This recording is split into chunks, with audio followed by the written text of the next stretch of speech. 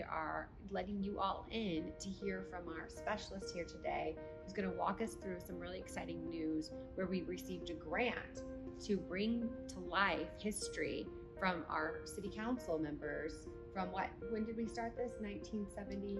Yes, 1970, they started making audio recordings of city council meetings, and they kept doing that until they changed to video in 2012. But we had all these audio recordings that had never been heard of meetings that go back to the Richard J. Daley administration, through Jane Burns administration, Harold Washington, etc. So.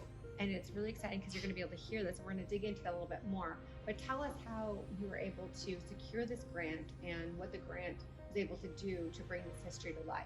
Sure. So there's a organization called the Council on Library and Information Resources, and they fund a grant called Recordings at Risk, which is really designed to fund projects like this, where they're sound recordings of important American history that are in danger of being lost. And since we had never done any kind of preservation or digitization of them, this was a great grant to apply, and the grants committee really liked the proposal, and so we were able to get it funded. That was a huge win, thanks to Matt. I love this because I think right now we're in a time where our history is really important for us to be able to reflect upon, to understand, so maybe we don't repeat again. And right now, there are even moments where our history is being attacked and the record is being questioned and facts are being questioned. But what's great about this project is you get to hear the words from the aldermen themselves, because these are audio recordings that are preserved now, that you're going to hear it straight from them. So whether it's maybe written differently and maybe there was a time that something was written differently in our history, but this is really the marker that says, this is what happened and this is the facts.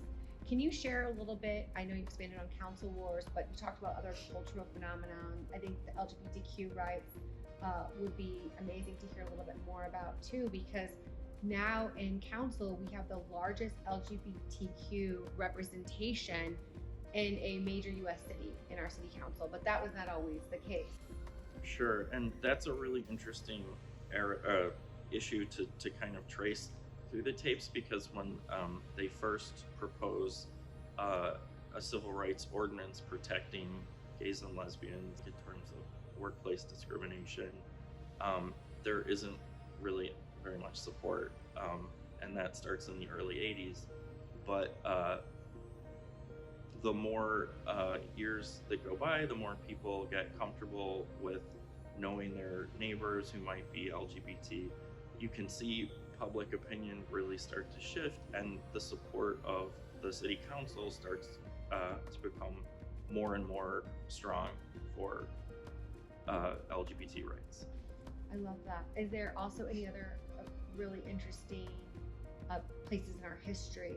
I know you talked about desegregation of schools that you heard in a conversation during the audio tapes, and that seems like it would be so long ago, but it really wasn't.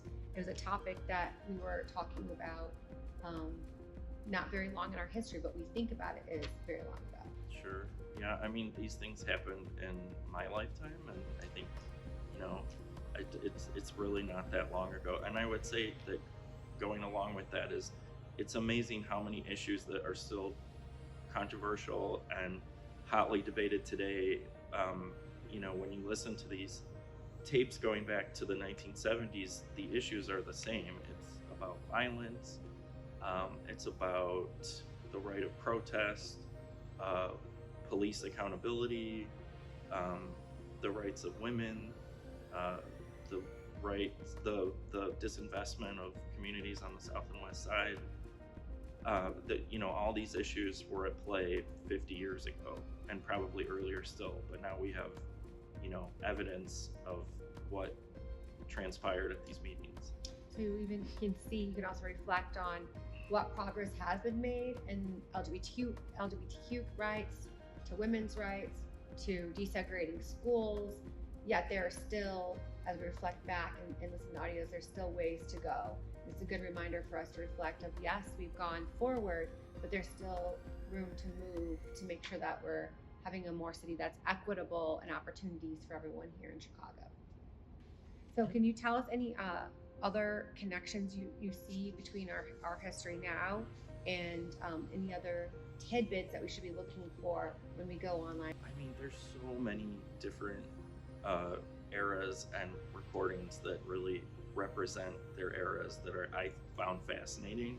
I would say that probably the most exciting thing that really connects that, an earlier time to now is just the Harold Washington, the excitement around Harold Washington.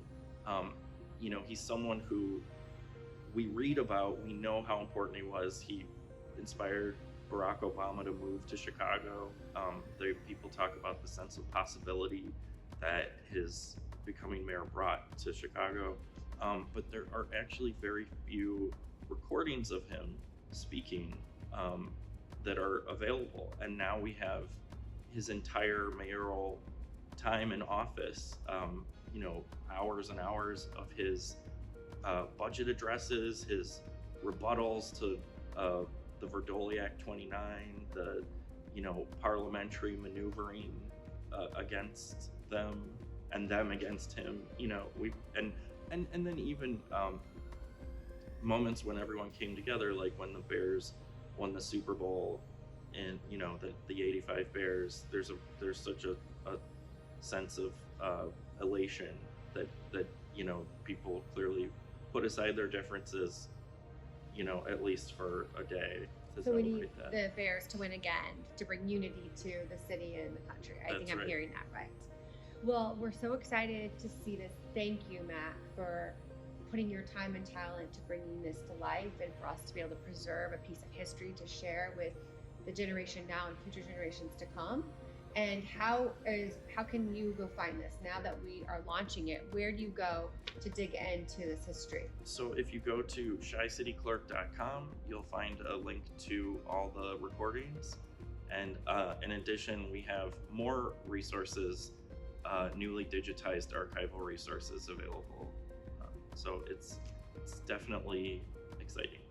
Well, you heard it from Matt. Go to shycityclerk.com, explore, learn, and pass along to share with friends and others so we can look back at our history to celebrate how far we've come and also learn from history of how more there is still to go for our progress of our city.